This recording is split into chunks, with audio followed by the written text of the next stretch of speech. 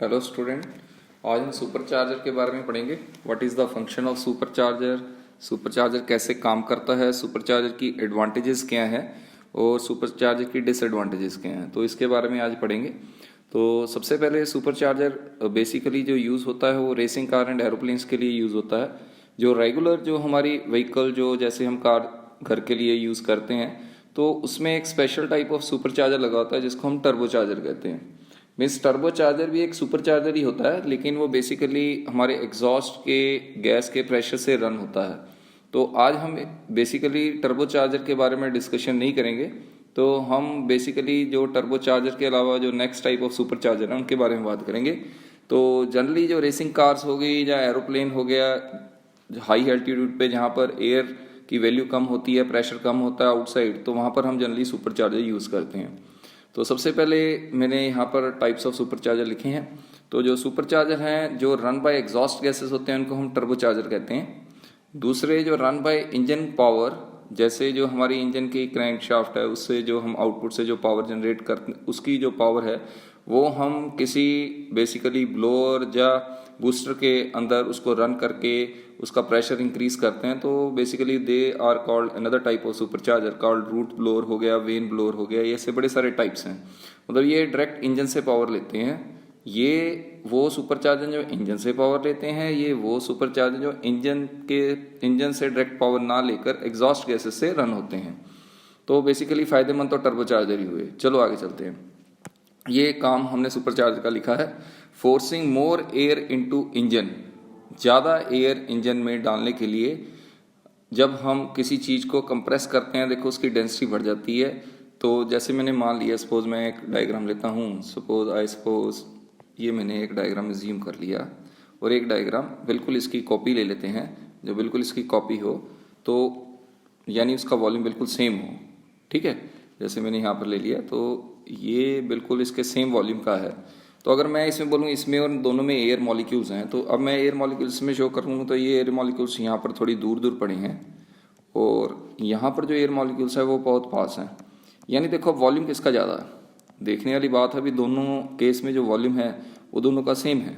ठीक है, वॉल्यूम दोनों का सेम है, लेकिन डेंसिटी किसकी ज़्यादा है, इसमें नंबर ऑफ एयर मॉलिक्यूल्स ज़्यादा, यानी इसकी डेंसिटी ज़्यादा है, इसकी डेंसिटी ज़्यादा है। इसकी डेंसिटी क्या कम है, नंबर ऑफ एयर मॉलिक्यूल्स कम है, क्योंकि ये कंप्रेस नहीं की हुई। जैसे हम बात करें कॉटन की, जहाँ रूं कह दीजिए उसको, तो कॉटन अगर किसी में डाल दें, देखो कॉटन इसको पूरा भर देंगे तो ये पूरा भर जाएगा। अब इसमें कॉटन डाली और कॉटन को कंप्रेस करते गए कंप्रेस करते गए कंप्रेस करते गए तो मोर कॉटन इधर आ जाएगी। सिमिलरली जो सुपर चार्जर है वो एयर की डेंसिटी बढ़ा देता है, तो number of air molecules same volume में ज़्यादा हो जाते हैं। तो यही सुपर चार्जर का काम है, forcing more air into the engine increases the density of air charge before entering into the cylinder.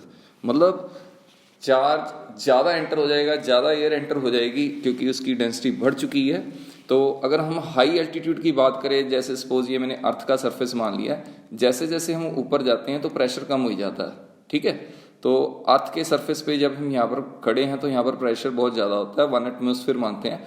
तो यहाँ पर आप देखिए आपको सांस लेना भी इजी होगा। जैसे जैसे आप हिल के ऊपर चढ़ेंगे ना तो ऊपर बाहर प्रेशर कम हो जाता है, जिससे आपको सांस लेने में भी दिक्कत आती है। तो सिमिलरली ऐसे ही जब मैंने बोल लिया यहाँ पर एरोप्लेन उड़ रहा है, ठीक है, अब एरोप्लेन तो उड़ रहा है, लेकिन एरोप्लेन को उड़ने के लिए फ्यूल बर्न करना पड़ेगा। फ्यूल बर्न करने के लिए उसको ऑक्सीजन चाहिए।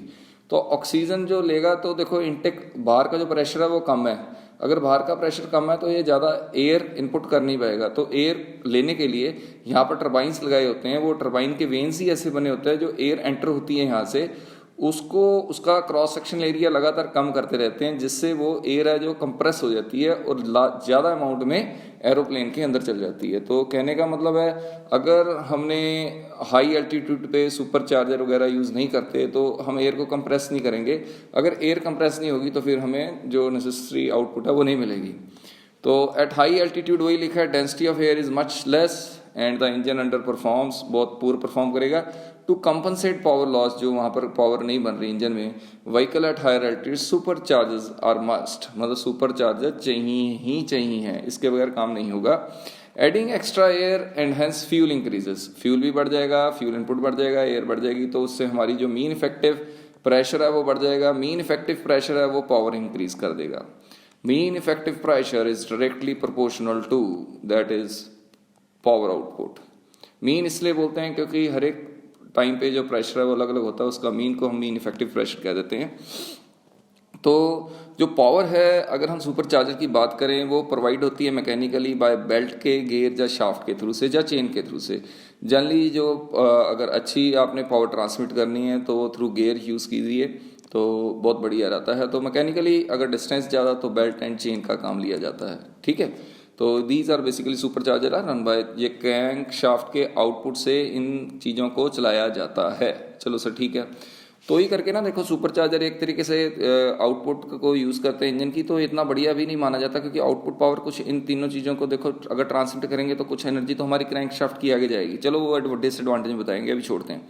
दो तरीके के सुपर चार्जर माने जाते हैं बेसिक टाइप में, एक पॉजिटिव डिस्प्लेसमेंट ब्लोअर होता है, एक डायनामिक कंप्रेसर होता है। पॉजिटिव डिस्प्लेसमेंट ब्लोअर का क्या काम होता है, ये किसी भी इंजन स्पीड पे ना सेम इनटेक करता है और सेम आउटपुट देता है, यानी इसमें इनपुट और आउटपुट का कोई फर्क नहीं पड़ता, चाहे गाड़ी की स्पीड स्लो है चाहे गाड़ी की स्पीड ज़्यादा है। वाइल डायनेमिक कंप्रेसर, डायनेमिक नाम से ही पता लगता है डायनेमिकली ऑपरेट होता है। अगर इंजन की स्पीड कम है तो ये कंप्रेसर काम नहीं करते, अगर इंजन की स्पीड ज़्यादा होगी तो ये काम करेंगे।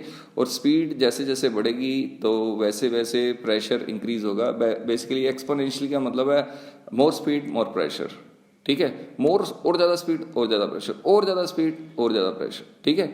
लेकिन एक्सपोनेंशियली, एक्सपोनेंशियली मतलब एकदम नहीं, होली होली, ठीक है।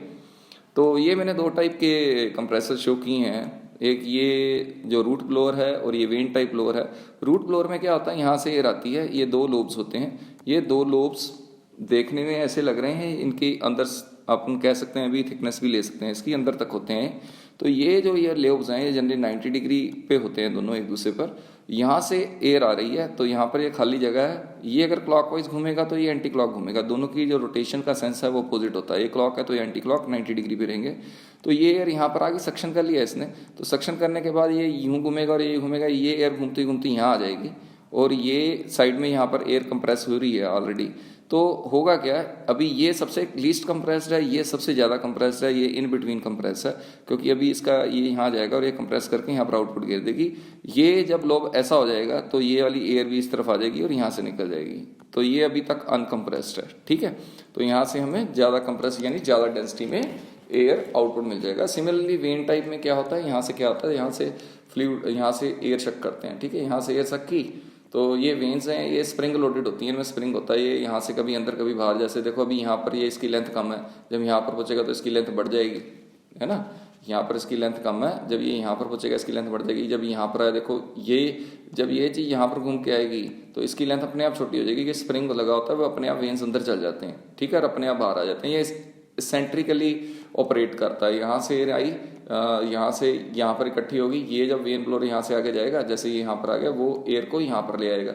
अब ये वाली एयर जब वेन ब्लोअर आगे चलेगा यहाँ पर तो यहाँ पर आ जाएगी। उसके बाद ये वेन ब्लोअर जब यहाँ पर पहुँचेगा तो एयर, देखो ये एरिया ऑफ क्रॉस सेक्शन बहुत कम हो रहा है, वॉल्यूम कम हो रहा है, तो यहाँ पर ये एरिया कंप्रेस होकर यहाँ पर चल जाएगी। तो this is a when blower type. तो मैंने इसकी एक्सप्लेनेशन लिखी है, जरूरत होगी तो देख लेना। तो आपको क्लियर मैंने सब कुछ बता दिया है इसमें, ठीक है।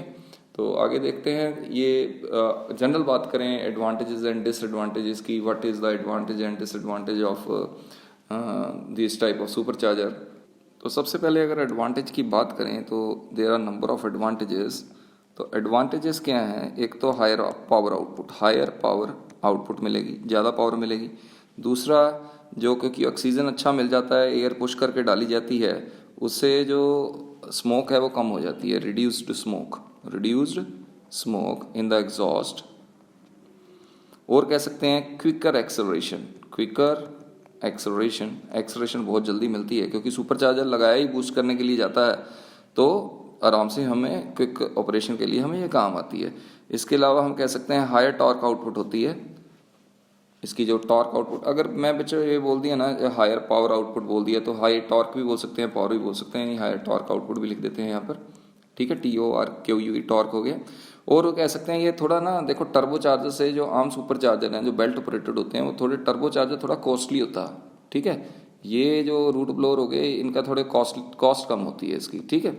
अगर हम लिमिटेशन की बात करें, what are the limitations in this case, तो लिमिटेशन बोलें तो एक तो पावर की, इंजन की पावर ले लेता है, इंजन की पावर ले लेता है, जिससे हमारी आउटपुट कम हो जाती है। आउटपुट क्या हो जाती है? कम हो जाती है।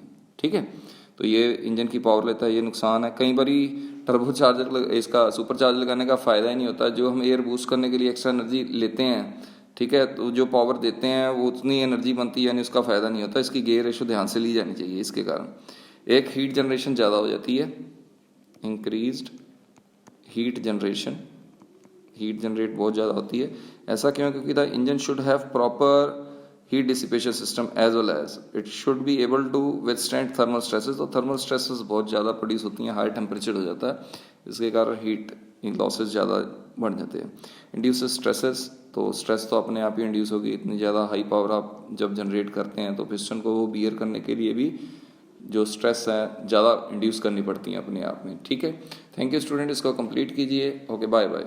टर्बो चार्जर की वीडियो आपको डाली हुई है, वो प्लेलिस्ट में से चेक कर सकते हैं आप। ठीक है, तो वो भी आती है, इंपॉर्टेंट है।